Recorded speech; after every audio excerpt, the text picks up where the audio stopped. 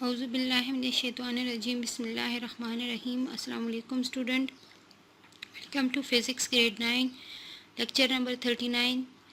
This is the book of the Khyber Pakhtunkhwa textbook board Peshawar, chapter number 4 turning effect of the force and topic is the principle of the moments.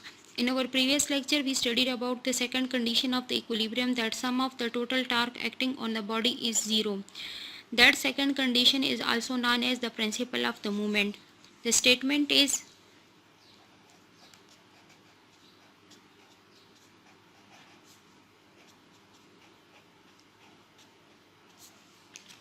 हमारे पास इसकी statement है कि for an object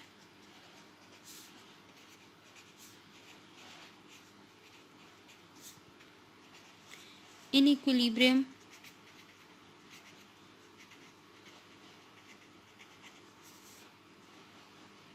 the sum of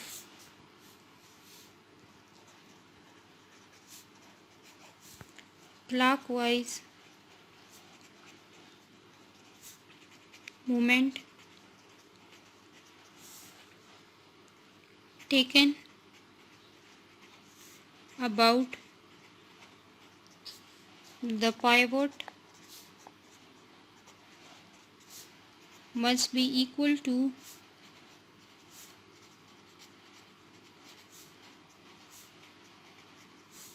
sum of anti-clockwise torque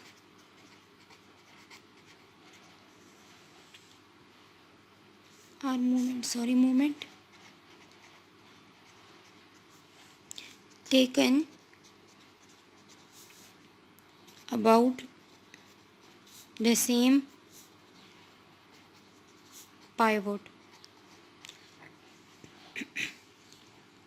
statement इसकी ये है कि हमारे पास एक ऑब्जेक्ट इक्विलिब्रियम में होगा जब हमारे पास उसका क्लॉकवाइज मूवमेंट सेम पाइवट पर, अगर हम पाइवट पर ले रहे हैं, pivot means the balancing point, जो हमारे पास इक्वल होगा एंटी क्लॉकवाइज मूवमेंट के अबाउट द सेम पाइवट। उसी पाइवट पर जिस पर हमने क्लॉकवाइज टार्क मूवमेंट लिया है वो हमारे पास इक्वल आ रहा हो या बैलेंस कर रहा हो एंटी क्लॉकवाइज मूवमेंट को सेम पाइवट पर, तो उसको हम क्या कहेंगे? उसको हम प्रिंसिपल ऑफ मूवमेंट कहेंगे। फॉर एग्जांपल हमारे पास यहाँ पर एक पाइवट है, उस पर हमने दो वेट सस्पेंड किए हुए हैं। Weight 1 is 3 newton and weight 2 is 1 newton. अब हमारे पास यहाँ पर डिस्टेंस भी है, that is 0.2 metre and 0.6 metre.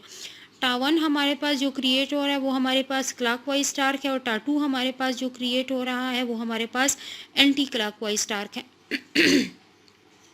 In our previous lecture हमने क्लॉकवाइज और एंटी क्लॉकवाइज टार्क के बारे में पढ़ा था कि हमारे पास क्लॉकवाइज टार्क और एंटी क्लॉकवाइज टार्क हमारे पास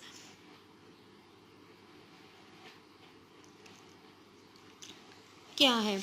अब हमारे पास यहाँ पर फोर्स क्रिएट हो रही है, ठीक है। हमारे पास यहाँ पर clockwise torque anti clockwise torque create हो रहा है। अब हमारे पास यहाँ पर इस इक्वेशन में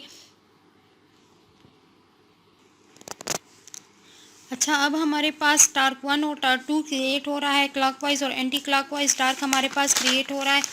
तो हमारे पास टार्क की डिफिनेशन के मुताबिक torque is equal to F multiplied by D, force multiplied by the distance, ठीक है, जो मोमेंट आर्म हमारे पास है। अब यहाँ पर हमारे पास चूंकि फोर्स गिवन नहीं है, वेट है, तो हमें ये पता है कि फोर्स हमारे वेट हमारे पास क्या है, एक फोर्स है।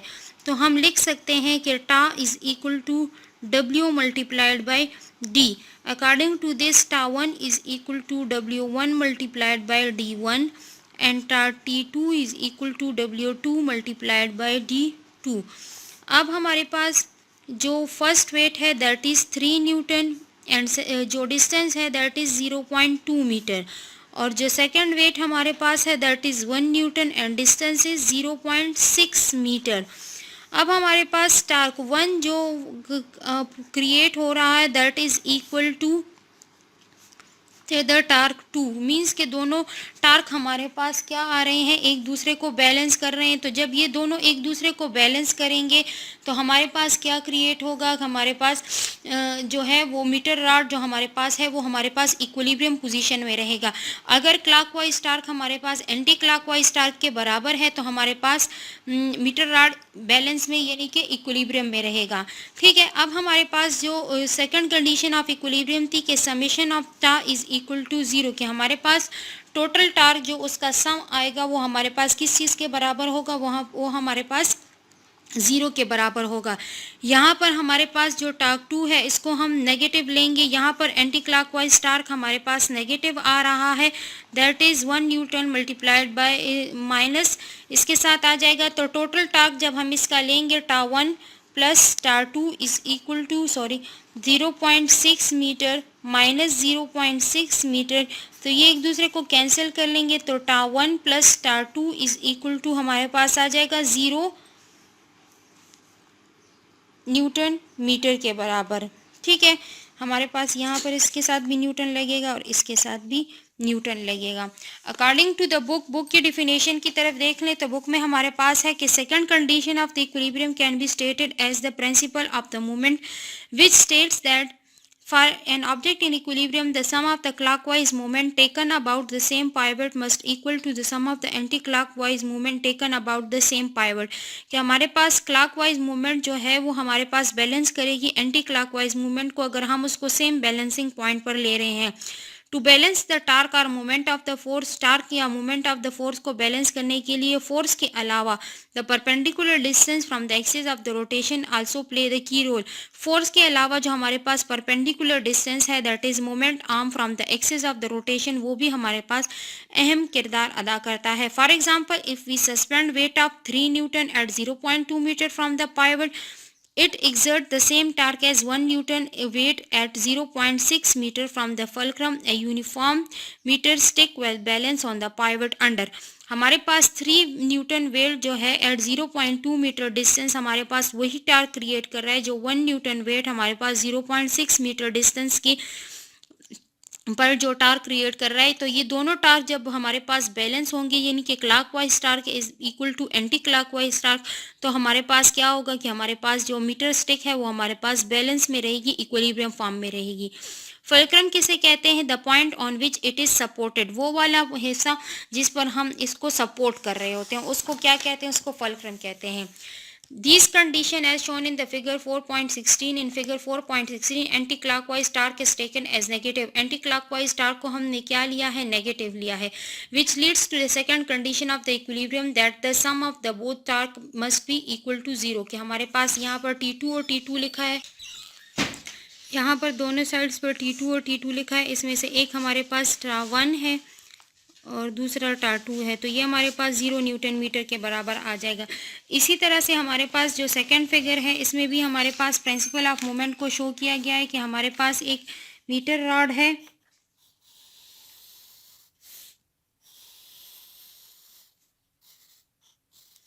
इसको बैलेंस किया है इन्होंने पाइवट पर। ठीक है, पाइवट पर बैलेंस करने के बाद यहाँ पर हमारे पास अब 3 वेट्स आ रहे हैं। यहाँ पर हमारे पास वेट 1 है,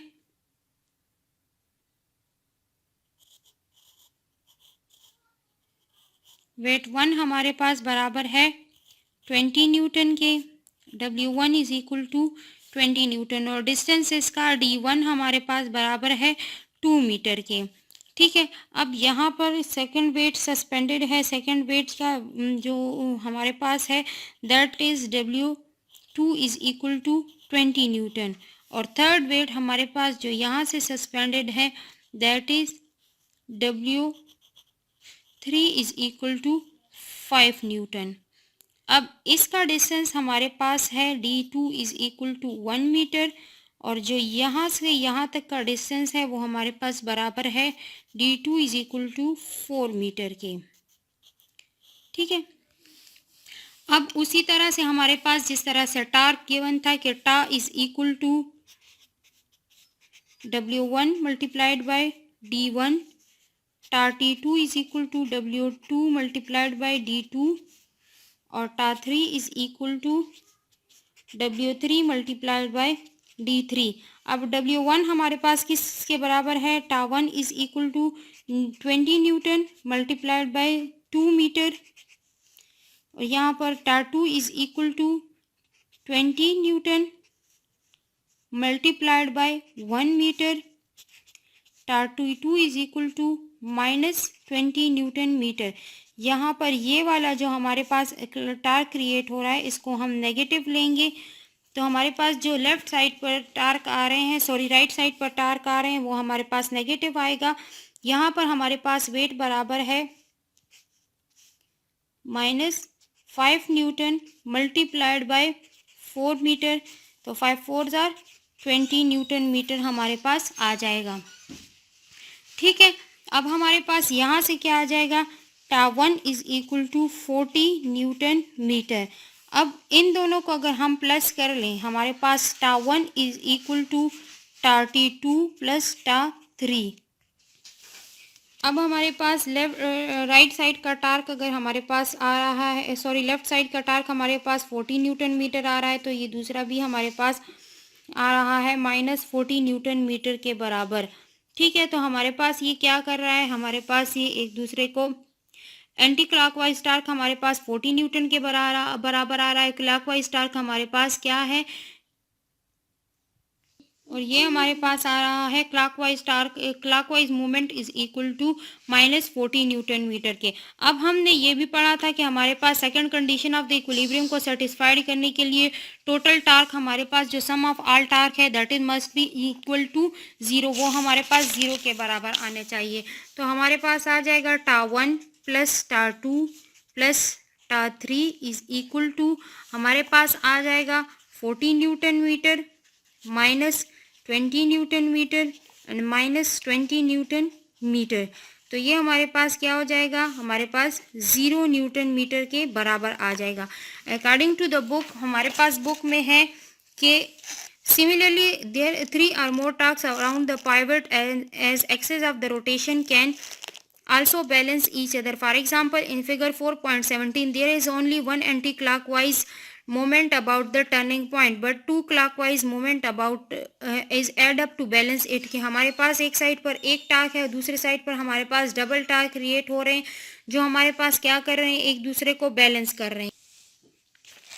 तो अब हमारे पास जो फर्स्ट टार्क टा1 से 40 न्यूटन मीटर टार्क क्रिएट हुआ है, सेकंड से -20 न्यूटन मीटर और थर्ड से भी 20 न्यूटन मीटर, मींस कि ये हमारे पास क्या कर रहे हैं, बैलेंस कर रहे हैं अबाउट द सेम पाइवट, कि हमारे पास एंटी क्लॉकवाइज टार्क बैलेंस कर रहा है क्लॉकवाइज टार्क को। अगर हम देख लें तो हमारे पास एंटी क्लॉकवाइज टार्क 40 न्यूटन के बराबर आ रहा है, क्लॉकवाइज टार्क हमारे पास -20 न्यूटन के बराबर आ रहा है।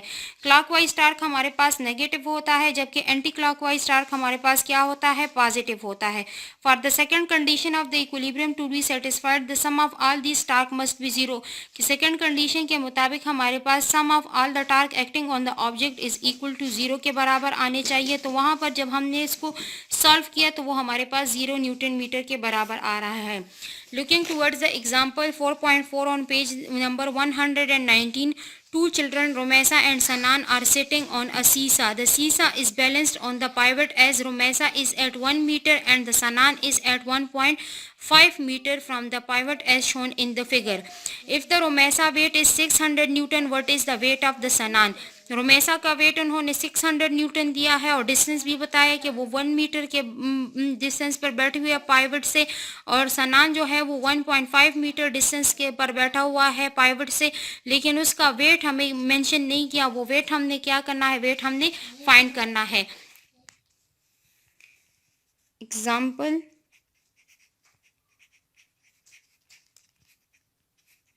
4.4 हमारे पास गिवन डेटा में है, given data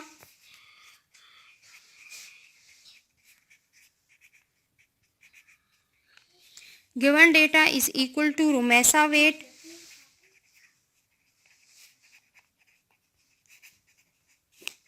W1 is equal to 600 newton, Romesa moment arm हमारे पास बराबर है D1 is equal to 1 metre के, और Sanan moment arm is equal to d2 is equal to 1.5 metre के बराबर है। अब हमारे पास क्या फाइंड करना है, हमने फाइंड क्या करना है, वेट ऑफ द सनान हमारे पास रिक्वायर्ड है। तो रिक्वायर्ड डेटा में हमारे पास क्या आ जाएगा, रिक्वायर्ड डेटा में हमारे पास आ जाएगा वेट ऑफ द सनान, वेट ऑफ सनान W2 हमने क्या करना है, उसको हमने फाइंड करना है। सॉल्यूशन प्लस फार्मूला में हमारे पास आ जाएगा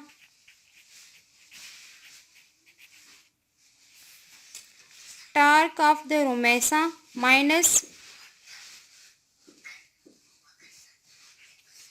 torque of the Sanan is equal to 0, कि हमारे पास रोमेसा के जो एंटी क्लॉकवाइज टार्क है वो क्लॉकवाइज टार्क को बैलेंस करेगा। तो हमारे पास सेकंड कंडीशन के मुताबिक सम टोटल टार्क जो हमारे पास आएगा वो हमारे पास 0 के बराबर होगा।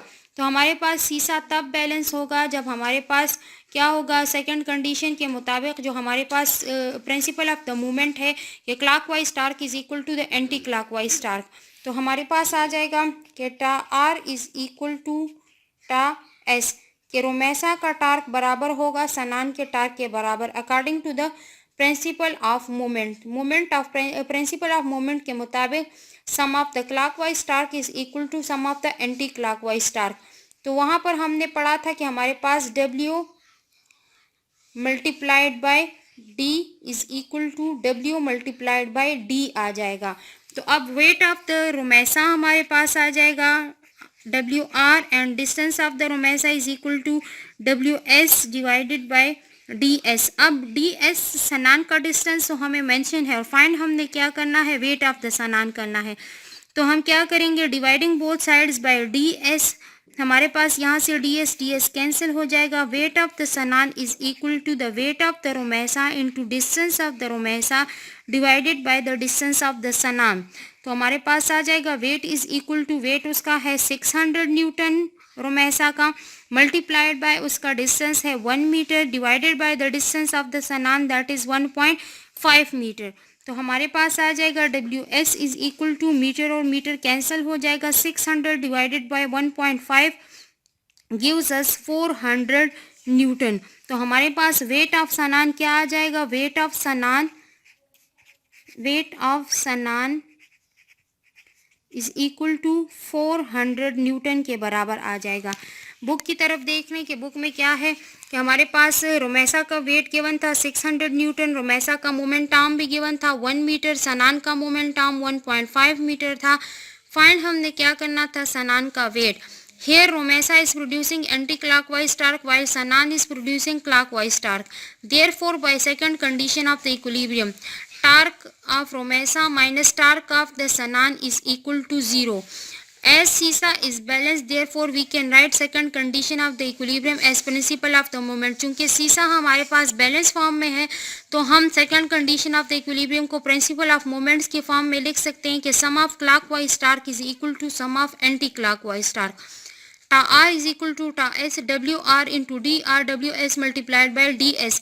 वैल्यूज की पुटिंग कर ले, हमारे पास WS रिक्वायर्ड है तो हमने बोथ साइड्स को DS पर डिवाइड कर दिया, हमारे पास वेट ऑफ द सनान आ गया 400 न्यूटन के बराबर। अब हमारे पास है असाइनमेंट नंबर 4.4 की कैलकुलेटिंग मासेस के with a beam two masses M1 and M2 are suspended at 0.4 meter and 0.5 meter distance।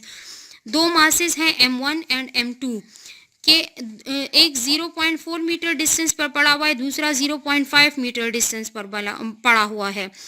As shown in the figure, ignoring the weight of the balance के weight को ignore करते हुए मास 2 हमारे पास 1.6 kg के बराबर आ रहा है। फाइंड करें हमारे पास मास M1 किस चीज़ के बराबर आएगा। अब यहाँ पर हमारे पास वेट मेंशन नहीं है, हमारे पास क्या मेंशन है, मास मेंशन है। हमने क्या फाइंड करना है, हमने मास फाइंड करना है। तो assignment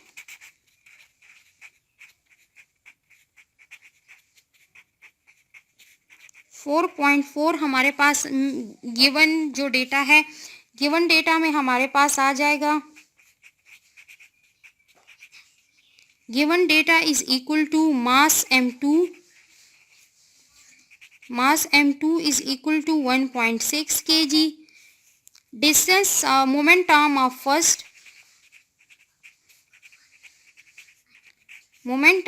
first mass is equal to 0.4 meter. Moment arm of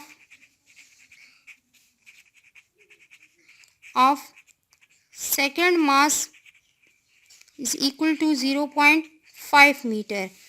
required हमारे पास क्या है?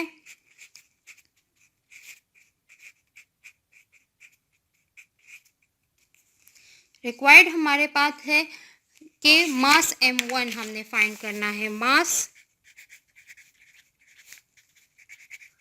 m1 हमने क्या करना है? फाइंड करना है। Solution plus formula. हमारे पास जो कंडीशन है कि हमारे पास टार्क आएगा कि sum of anti clockwise torque is equal to sum of the clockwise torque. Tau R is equal to tau L. R means left and L means right.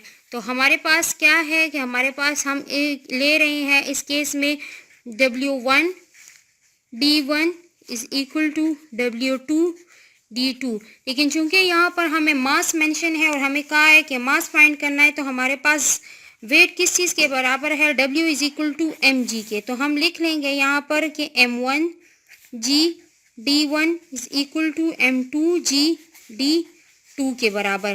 तो अब g और g दोनों side से cancel हो जाएगा। हमारे पास क्या रह जाएगा? m1 d1 is equal to m2 d2।